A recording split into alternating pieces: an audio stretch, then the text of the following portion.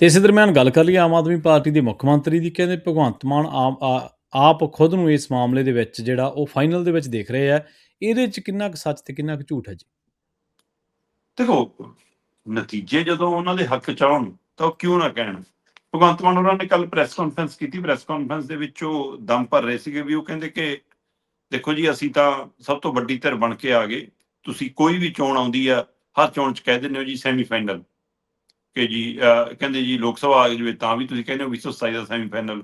ਜਿਮਨੀ ਚੋਣਾਂ ਆਈਆਂ ਤਾਂ ਵੀ ਤੁਸੀਂ ਕਹਿਤਾ ਜੀ ਹੈ ਨਾ 2027 ਦਾ ਸੈਮੀਫਾਈਨਲ। ਪੰਚਾਇਤੀ ਚੋਣਾਂ ਆਈਆਂ ਤੁਸੀਂ ਤਾਂ ਵੀ ਕਹਿਤਾ ਜੀ ਸੈਮੀਫਾਈਨਲ। ਹੁਣ ਤੁਸੀਂ ਕੌਂਸਲ ਚੋਣਾਂ ਨੂੰ ਵੀ ਕਹੀ ਜਾਂਦੇ ਸੀ ਸੈਮੀਫਾਈਨਲ। ਮਤਲਬ ਮੀਡੀਆ ਨੂੰ ਝੇਡਾਂ ਕਰ ਰਹੇ ਸੀਗੇ ਨਾ। ਤੇ ਜੀ ਕਹਿੰਦੇ ਦੇਖ ਲਓ, ਫਿਰ ਅਸੀਂ ਤਾਂ ਹਰ ਵਾਰ ਸੈਮੀਫਾਈਨਲ ਖੇਡ ਕੇ ਫਾਈਨਲ 'ਚ ਪਹੁੰਚ ਜਾਂਦੇ, ਤੁਸੀਂ ਪਹੁੰਚਾਉਂਦੇ ਨਹੀਂ ਸਾਨੂੰ ਫਾਈਨਲ 'ਚ। ਹੁਣ ਤਾਂ ਕਹਿ ਦਿਓ ਨਾ ਕਿ ਅਸੀਂ ਫਾਈਨਲ 'ਚ ਆ। ਪਰ ਕਹਿੰਦੇ ਮੈਂ ਤਾਂ ਫਾਈਨਲ 'ਚ ਆ ਗਿਆ, ਮੇਰੀ ਪਾਰਟੀ ਤਾਂ ਫਾਈਨਲ 'ਚ ਆ ਗਈ, ਮੈਨੂੰ ਇਹ ਦੱਸੋ ਕਿ ਸਾਡੇ ਨਾਲ ਮੁਕਾਬਲਾ ਕਿਹੜੀ ਧਿਰ ਦਾ। ਮਤਲਬ ਉਹ ਇਸ ਨਰੇਟਿਵ ਨੂੰ ਲੈ ਕੇ ਜਾ ਰਹੇ ਸੀਗੇ ਵੀ ਕਿ ਦੇਖੋ ਅਸੀਂ ਤਾਂ ਹਰ ਚੋਣ ਜਿੱਤੀ ਆ, ਤੇ ਉਸ ਚੋਣ ਜਿੱਤਣ ਤੋਂ ਬਾਅਦ ਹੁਣ ਸਾਡੇ ਨਾਲ 2027 ਤੁਸੀਂ ਕਿਹਨੂੰ ਰੱਖ ਕੇ ਦੇਖਦੇ ਹੋ। ਕੋਈ ਸ਼ੱਕ ਨਹੀਂ, ਇਹਨਾਂ ਚੋਣਾਂ ਦੇ ਵਿੱਚ ਆਪਾਂ ਗੱਲ ਕਰਦੇ ਹਾਂ ਕਿ ਆਮ ਆਦਮੀ ਪਾਰਟੀ ਦੀ ਪੂਰੀ ਝੰਡੀ ਰਹੀ ਆ, ਪਰ ਉਹ 'ਚ ਤੁਹਾਨੂੰ ਚਮਕੌਰ ਸਾਹਿਬ ਵੀ ਦੇਖਣਾ ਪੈਣਾ। ਚੰਨੀ ਲੈ ਗਿਆ ਤੇ ਉੱਥੇ ਲੱਭੇ ਨਹੀਂ ਕਿਤੇ ਹੋਰ। ਤੁਹਾਨੂੰ ਕਪੂਰਥਲਾ ਵੀ ਦੇਖਣਾ ਪੈਣਾ, ਉੱਥੇ ਰਾਣਾ ਗੁਰਜੀਤ ਲੈ ਗਿਆ। ਸੁਲਤਾਨਪੁਰ ਲੋਧੀ ਵੀ ਦੇਖਣਾ ਪੈਣਾ, ਉਹਦਾ ਮੁੰਡਾ ਲੈ ਗਿਆ। ਹੈ ਨਾ, ਮਜੀਠੀਏ ਦੇ ਵਿੱਚ ਜੇ ਅਗਲੇ ਕਹਿੰਦੇ ਸਹੀ ਚੋਣ ਹੁੰਦੀ ਤਾਂ ਵੀ ਅਸੀਂ ਜਿੱਤ ਕੇ ਸੀ, ਨਹੀਂ 7-6 ਤਾਂ ਹੁਣ ਵੀ ਹੋਇਆ। ਸੋ ਇਸ ਤਰੀਕੇ ਕਰਨ ਨਾਲ ਕਿੰਨੀ ਥਾਵਾਂ ਨੇ ਅਬੋਹਰ ਉੱਥੇ ਬੀਜੇਪੀ ਲੈ ਗਈ, ਹੈ ਨਾ। ਤੇ ਉਹ ਰਾਏਕੋਟ ਜਿਹੜਾ ਬੰਦਾ ਹੱਥ ਪੈਰ ਤੋੜੇ, ਸਾਰਾ ਕੁਝ ਕੀਤਾ, ਉਹ ਹਸਪਤਾਲ ਪਿਆ ਸੀ, ਉੱਥੋਂ ਬੈਠਾ ਜੀ ਪਿਆ ਜਿੱਤ ਗਿਆ ਉਹ। ਸੋ ਇਸ ਲਈ ਇਹ ਦ੍ਰਿਸ਼ ਤਾਂ ਦੇਖਣੇ ਪੈਣਗੇ। ਹਾਂ, ਜਿਹੜੀ ਗੱਲ ਇਸ ਤਰੀਕੇ ਕਰਨ ਨਾਲ ਜੇ ਸਮਝ ਨਹੀਂ ਹੋਵੇ ਤਾਂ ਮੈਂ ਵੱਡੇ ਦਿਗਜਾਂ ਨੂੰ ਦੇਖ ਰਿਹਾ ਸੀਗਾ ਧੂਰੀ ਦੇ ਵਿੱਚ। ਮਤਲਬ ਆਮ ਆਦਮੀ ਪਾਰਟੀ ਪੂਰੇ ਦਮਖਮ ਨਾਲ ਲੈ ਕੇ ਗਈ। 19 ਸੀਗੀ, 21 ਸੀਗੀਆਂ, 21 ਚੋਂ 19 ਲੈ ਗਈ, ਹੈ ਨਾ। ਇਸੇ ਤਰ੍ਹਾਂ ਰਾਜਾ ਵੜਿੰਗ ਦਾ ਗਿੱਦੜਵਾਹ ਕਾਂਗਰਸ ਵੀ ਆਪਣਾ ਗੜ੍ਹ ਮੰਨਦੀ ਹੈ ਰਾਜਾ ਵੜਿੰਗ ਰਾਹੀਂ, ਅਕਾਲੀ ਦਲ ਵੀ ਆਪਣਾ ਗੜ੍ਹ ਮੰਨਦੇ ਆ, ਪਰ ਉੱਥੇ ਆਮ ਆਦਮੀ ਪਾਰਟੀ ਲੈ ਗਈ। 19 ਚੋਂ 17 ਸੀਟਾਂ ਆਮ ਆਦਮੀ ਪਾਰਟੀ ਜਿੱਤ ਗਈ। ਸੋ ਉੱਥੇ ਫਿਰ ਰਾਜਾ ਵੜਿੰਗ ਦਾ ਤਾਂ ਹੀ ਉਹ ਤੰਜ ਵੀ ਕੱਸਿਆ ਭਗਵੰਤ ਮਾਨ ਨੇ, ਕਹਿੰਦੇ ਕਿ ਬਿਲਕੁਲ ਗੱਡੇ ਜੋ ਗਈ ਆ ਹੁਣ ਇਹ, ਹੈ ਨਾ। ਸੋ ਅਮਨ ਅਰੋੜਾ ਦੇ ਆਪਣੇ ਇਲਾਕੇ ਦੇ ਵਿੱਚ 23 ਵਾਰਡਾਂ ਚੋਂ 19 ਮਤਲਬ ਕਿ ਲੈ ਗਏ ਅਗਲੇ, ਹੈ ਨਾ, ਸੁਨਾਮ ਦੇ ਵਿੱਚੋਂ। ਸੋ ਇਸ ਤਰ੍ਹਾਂ ਚੰਨੀ ਦੀ ਆਪਾਂ ਗੱਲ ਕਰ ਰਹੇ 13 ਚੋਂ 11 ਵਾਰਡ ਚਰਨਜੀਤ ਸਿੰਘ ਚੰਨੀ ਚਮਕੌਰ ਚੋਂ ਜਿੱਤ ਕੇ ਹੁਣ ਆਪਣੀ ਪਾਰਟੀ ਤੇ ਵੀ ਦਬਾਅ ਬਣਾਉਣ ਜੋਗੇ ਹੋ ਗਏ। ਸੋ ਇਸ ਤਰ੍ਹਾਂ ਕੁਲਵੰਤ ਹੋਰੀ ਮੋਹਾਲੀ ਤੋਂ ਲੈ ਗਏ। ਸੋ ਇਹ ਸਾਰੀ ਪ੍ਰਕਿਰਿਆ ਦੇ ਵਿੱਚ ਭਗਵੰਤ ਮਾਨ ਜਿਹੜਾ ਇਹ ਕਹਿੰਦੇ ਨੇ ਕਿ ਸਾਡੇ ਲਈ ਤਾਂ ਲਓ ਜੀ ਇਹ ਸੈਮੀਫਾਈਨਲ ਹੋ ਨਿਬੜਿਆ ਤੇ ਇਸ ਤਰ੍ਹਾਂ ਫਾਈਨਲ 'ਚ ਆ ਗਏ।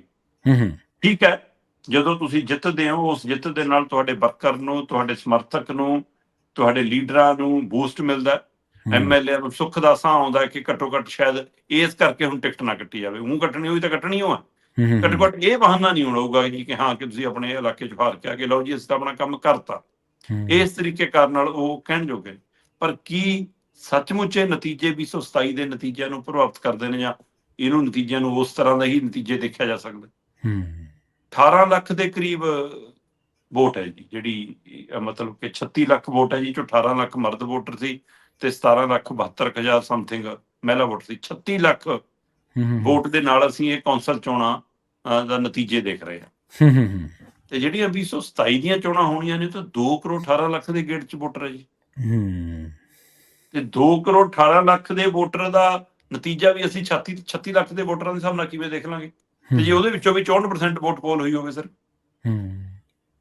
ਇਸ ਲਈ ਇਹ ਕਹਿਣਾ ਕਿ ਸਾਰੇ ਨਤੀਜੇ ਉਹੀ ਨਤੀਜੇ ਬਣ ਜਾਣਗੇ, ਇਹ ਸੰਭਵ ਤਾਂ ਨਹੀਂ ਹੈ। ਦੂਸਰਾ, ਇਹਨੂੰ ਇੱਕ ਨੁਕਤੇ ਨਾਲ ਹੋਰ ਸਮਝਿਆ ਜਾ ਸਕਦਾ। 2021 ਦੇ ਵਿੱਚ ਜਦੋਂ ਇਹ ਚੋਣਾਂ ਹੋਈਆਂ ਕੌਂਸਲ ਚੋਣਾਂ, ਤਦ ਕਾਂਗਰਸ ਇਹਦੇ ਨਾਲੋਂ ਕਿਤੇ ਵੱਡੇ ਮਾਰਜਨ ਨਾਲ ਜਿੱਤ ਕੇ ਆਈ ਸੀ ਜੀ। ਇਹ ਤਾਂ 954 ਦੀ ਖੜੇ ਨੇ, ਉਹ ਤਾਂ 1000 ਦੇ ਪਾਰ ਸੀ, 1100 ਦੇ ਗੇੜ ਦੇ ਵਿੱਚ ਸੀਗੇ ਉਹ। ਸੋ ਜੇ ਉਹ ਸ਼ਾਇਦ ਉਹ ਤੋਂ ਵੀ ਵੱਧ, ਤੇ ਜੇ ਉਹ ਇੰਨਾ ਵੱਡਾ ਮਾਰਜਨ ਲੈ ਕੇ ਵੀ 2022 ਦੀਆਂ ਵਿਧਾਨ ਸਭਾ ਚੋਣਾਂ 'ਚ ਕਿਤੇ ਲੱਭੇ ਨਹੀਂ, ਰੜਕੇ ਨਹੀਂ, ਕਿਤੇ ਦਿਖੇ ਨਹੀਂ, ਵਿਰੋਧੀ ਧਿਰ ਹੋ ਕੇ ਵੀ ਵਿਰੋਧੀ ਧਿਰ ਦਾ ਕੰਮ ਨਹੀਂ ਕਰ ਪਾ ਰਹੇ, ਹੈ ਨਾ। ਤੇ ਫਿਰ ਇਹ ਕੀ ਗਰੰਟੀ ਹੈ ਜੀ ਕਿ ਇਹ ਚੋਣਾਂ ਦੇ ਨਤੀਜੇ ਹੀ ਕਿਉਂਕਿ 2027 ਦੀਆਂ ਚੋਣਾਂ ਜਦੋਂ ਵਿਧਾਨ ਸਭਾ ਚੋਣਾਂ ਹੋਣਗੀਆਂ ਤਦ ਲਗਭਗ ਅਫਸਰਸ਼ਾਹੀ ਹੱਥ ਛੜਾ ਜਾਂਦੀ ਆ। ਸਹੀ ਹੈ। ਤੇ ਡੀਏ ਵਾਲੇ ਮਾਮਲੇ 'ਚ ਤੁਸੀਂ ਬੁਰੀ ਤਰ੍ਹਾਂ ਘਿਰੇ ਹੋ, ਬੁਰੀ ਤਰ੍ਹਾਂ ਫਸੇ ਹੋ। ਉਹ ਚਾਹੇ ਪੈਨਸ਼ਨ ਵਾਲਾ ਹੋਵੇ, 7 ਲੱਖ 7.5 ਲੱਖ ਮੁਲਾਜ਼ਮ ਹੈ, ਤੇ 7.5 ਲੱਖ ਮੁਲਾਜ਼ਮ ਦਾ ਮਤਲਬ 35 ਲੱਖ ਬੰਦਾ, 4 ਤੋਂ 5 ਜੀ ਤਾਂ ਘਰ ਦੇ ਮੰਨ ਕੇ ਚੱਲੋ ਉਹਨਾਂ ਦੇ ਕਹੇ ਤੇ। ਸਹੀ ਹੈ, ਬਿਲਕੁਲ। ਉਹ ਤੁਹਾਡੇ ਲਈ ਮੁਸ਼ਕਲ ਖੜੀ ਹੈ। ਫਿਰ ਤੰਤਰ ਜੰਤਰ ਕੇਂਦਰ ਵਾਲੀਆਂ ਏਜੰਸੀਆਂ ਲੱਗ ਜਾਂਦੀਆਂ ਪੁਲਿਸ ਦੀ ਬਜਾਏ, ਉਹਨਾਂ ਦੇ ਹੱਥ ਕਾਫੀ ਕੰਟਰੋਲ ਹੁੰਦਾ ਉਹਨਾਂ ਚੋਣਾਂ ਦਾ। ਤੇ ਉਸ ਸਥਿਤੀ ਦੇ ਵਿੱਚ ਤੁਹਾਡੇ ਵਾਲੇ ਟਿਕਟਾਂ ਕੱਟ ਕਟਾਈ ਵਾਲਾ ਜਿਹੜਾ ਖੇਡ ਚੱਲਣਾ 40 ਦੀਆਂ ਕੱਟ ਹੋਣੀਆਂ ਜਾਂ 30 ਦੀਆਂ ਕੱਟ ਹੋਣੀਆਂ ਹੈ ਨਾ, ਉਹਦੇ ਉੱਤੇ ਸਵਾਲ ਖੜਾ ਹੈ। ਤੇ ਹੁਣ ਤੁਸੀਂ ਚਾਹੇ ਤੁਹਾਡੇ ਤੇ ਰਿਪੋਰਟ ਕਰ ਦਿਓ, ਫਿਰ ਤੁਸੀਂ ਚਲੋ ਜੀ ਰਤਨ ਧਾਲੀਵਾਲ ਕਰਨੀ ਹੋ ਜਾਓ ਜੀ, ਹੁਣ ਹੈ ਨਾ ਇਹਦੇ ਤੇ ਕਾਰਵਾਈ ਕਰਨ ਲੱਗ ਜਾਓ, ਇਹ ਤਰੀਕੇ ਅਪਣਾ ਲਓ, ਫਿਰ ਉਹ ਤਰੀਕੇ ਤੁਹਾਡੇ ਧਰੇ ਰਹਿ ਜਾਣੇ ਆ। ਉਹ ਸਾਰੀ ਪ੍ਰਕਿਰਿਆ ਨੂੰ ਤੁਸੀਂ ਇਸ ਤਰ੍ਹਾਂ, ਫਿਰ ਲੋਕਾਂ ਨੇ ਉਸ ਸਮੇਂ ਆਪਣਾ ਹਲਕਾ ਦੇਖਣਾ ਹੈ, ਹਲਕੇ ਦੇ ਮੁੱਦੇ ਦੇਖਣੇ ਨੇ, ਬੰਦਾ ਦੇਖਣਾ ਹੈ, ਬਹੁਤ ਕੁਝ ਹੋਊਗਾ। ਸੋ ਇਸ ਲਈ ਇਹ ਨਹੀਂ ਕਹਿ ਸਕਦੇ ਕਿ ਤੁਸੀਂ ਇਹੀ ਨਤੀਜੇ ਉਸ ਸਮੇਂ ਆਉਣਗੇ। ਪਰ ਠੀਕ ਹੈ, ਭਗਵੰਤ ਮਾਨ ਨਰੇਟਿਵ ਸਿਰਜਣ ਚ ਮਾਹਰ ਨੇ, ਆਮ ਆਦਮੀ ਪਾਰਟੀ ਪ੍ਰਚਾਰ ਕਰਨ ਦੇ ਵਿੱਚ ਮਹਾਰਤ ਰੱਖਦੀ ਹੈ।